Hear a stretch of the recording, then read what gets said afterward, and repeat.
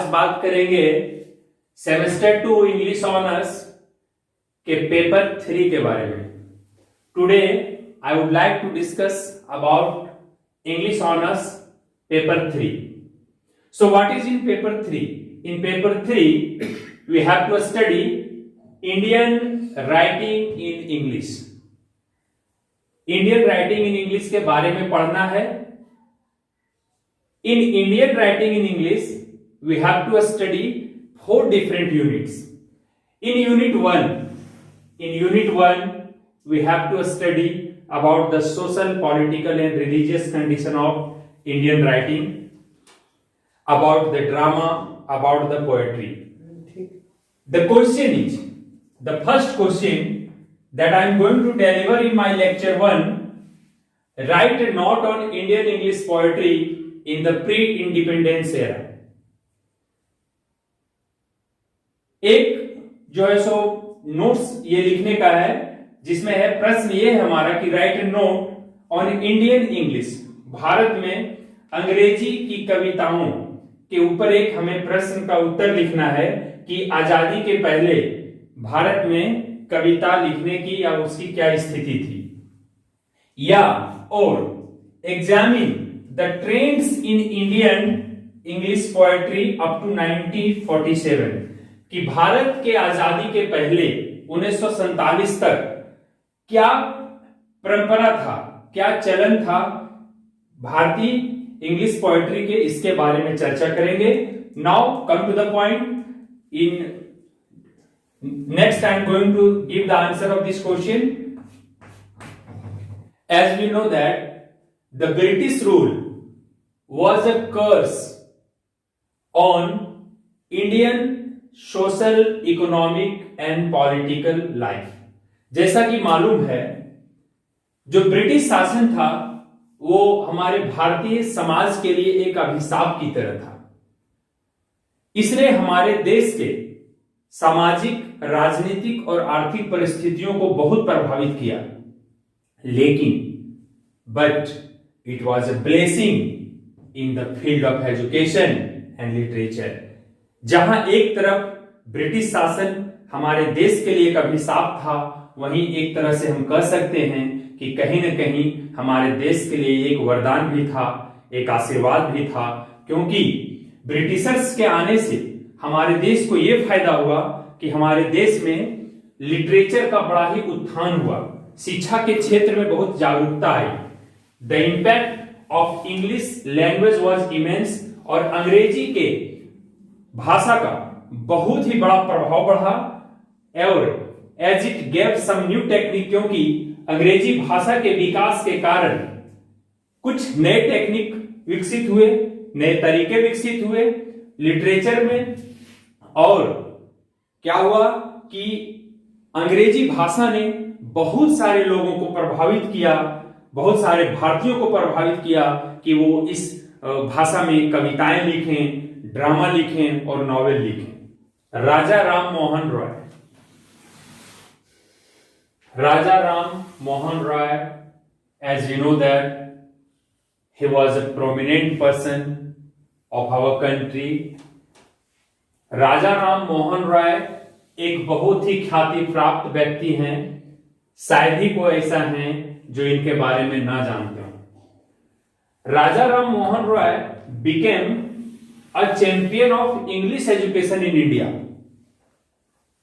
भारत के तत्कालीन समाज में अंग्रेजी शिक्षा को लेकर बहुत ही विरोध हो रहा था, लेकिन राजा राम मोहन रॉय ने अंग्रेजी शिक्षा की वकालत की और लोगों को अंग्रेजी शिक्षा की ओर अग्रसरित होने के लिए प्रेरित किया, और इनके योगदान के कारण ही अंग्रेजी के शिक्षा का तेज गति से भारत में विकास हुआ। If you look at Indo Anglian poetry in the pre independence era, अगर हम ये देखते हैं कि इंडो एंग्लियन पोएट्री की क्या स्थिति थी आजादी के पहले भारत में, तो इसे हम लोगों को 2 ग्रुप में बांट के देखना चाहिए, इसे 2 खंड में बांट कर देखना चाहिए।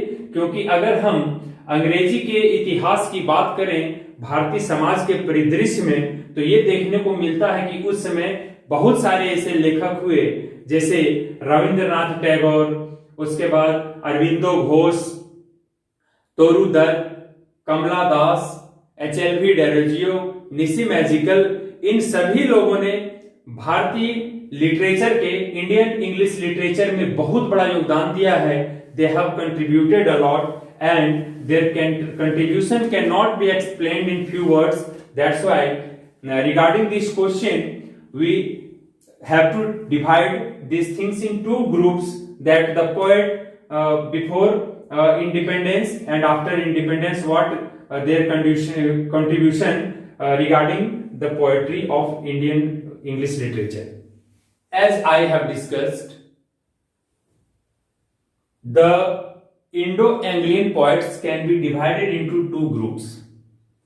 The first one is, in first group, H.L.V. Delezio, Kasi Prasad Bose, Hussain Ali, and Mohan Lal.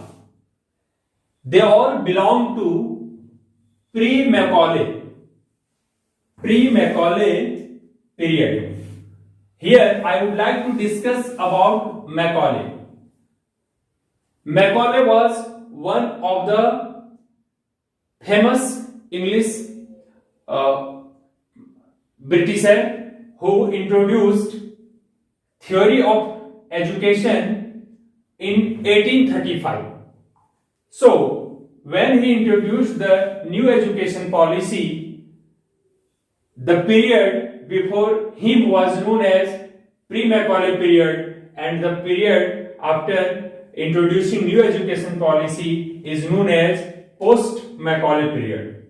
That's why before Macaulay there was Delezio, Kasi Prasad Ghosh, Hussain Ali, and Mohan Lal. They were the legend of English writings. And after that, Michael Madhusudan Dutt and other Dutt family poets belong to the post-Macaulay period. In addition to these, there were three major poets. इसके अलावे तीन प्रमुख कवि थे. श्री अरविंदो घोष, जिनको हम अरविंदो लिखे हैं, Sarojini Naidu, and Rabindranath Tagore. Simply we can write here Tagore because he is very renowned person who made a lot of contribution to Indian poetry in English. H.L.V. Delezio was the first Indo-Anglian poet. H.L.V. Delezio जो थे वो पहला Indo-Anglian कवि थे. He was a lecturer in Hindu College at Kolkata. और ये कलकत्ता के Hindu college में एक लेक्चरर थे, और इन्होंने बहुत ही शुरुआती दौर में ही अपने कम उम्र में ही कविता के प्रति रुचि दिखाई और कविता लिखना और पढ़ना शुरू कर दिया. यहाँ इंडो एंग्लियन का मतलब मैं समझा दूं. इंडो एंग्लियन हम वैसे कवि को कहेंगे जिनका भारत और भारत से बाहर ब्रिटेन से ताल्लुक रहा हो, जिसमें से माता या पिता कोई एक ब्रिटेन के रहे हों या एक कोई भारत के रहे हों, और इनसे जो संतानें पैदा हुई उनको हम इंडो एंग्लियन के रूप में जानते हैं. As we have discussed, H.L.V. Delezio started writing poetry in an early age. H.L.V. Delezio loved India. He loved India very much. He not only loved India very much, but also he loved nature. उन्हें सिर्फ भारत से ही नहीं, भारत के साथ साथ प्रकृति से भी प्रेम था. As a poet, he was deeply influenced by Lord Byron, P.B. Shelley, John Keats, and Walter Scott. Being the student of English honors, dear students, You need not write the full name. Here I have written Byron. Byron means simply Lord Byron. Shelley means P.B. Shelley, Percy Bysshe Shelley. And Keats means John Keats. And Scott means Walter Scott. These are the poets who are internationally acclaimed. When we talk about poetry, we cannot ignore the importance of Byron, Shelley, Keats. These are the pillars of literature. Not only they have inspired the Indian writers, but they have inspired the writers of world level. Some of his important works, I am talking about H.L.B. Delezio. Some of the important works of H.L.B. Delezio are poems. It was written in 1827. The Fakir of Janira is also one of the prominent work. It is also one of the prominent work of H.L.B. Delezio. To India, my native land and heart of India. When you write the answer of any question, you need not forget to mention the name of important works of the poets or authors. Kasi Prasad Ghosh was a poet of pure Indian blood. Kashi Prasad मूल रूप से भारत के ही थे. He studied, उन्होंने अध्ययन किया था प्रोजेडी and criticism. उन्होंने प्रोजेडी और क्रिटिसिज्म का अध्ययन किया था बिफोर राइटिंग पोएट्री. पोएट्री लिखने से पहले इन्होंने प्रोजेडी और क्रिटिसिज्म का बखूबी अध्ययन किया था. Michael Madhusudan Dutt was a Hindu by birth, but later on he embraced Christianity.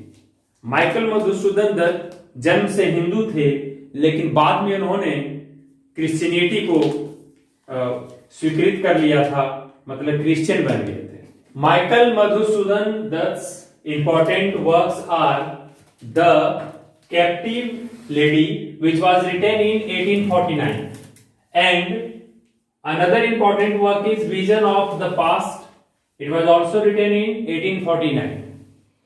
Now, in the history of Indian poetry in English, Toru Dutt family is well known. Her works are A Scythe of Glint in French Field. This is very popular work written by Toru Dutt. Another one is Ancient Ballads and Legends of Hindustan and Savitri. Savitri was one of the very popular work of Toru Dutt. One prominent name, Ramesh Chandra Dutt. Ramesh Chandra Dutt was cousin of Toru Dutt. He wrote in both Bengali and English. He also translated the Mahabharata and the Ramayana. Ramesh Chandra Dutt जो हैं वो तोरू दत्त के चचेरे भाई थे और ये बंगला और अंग्रेजी दोनों भाषाओं में लिखते थे. उन्होंने महाभारत और रामायण को ट्रांसलेट किया था, यानी अनुवाद किया था.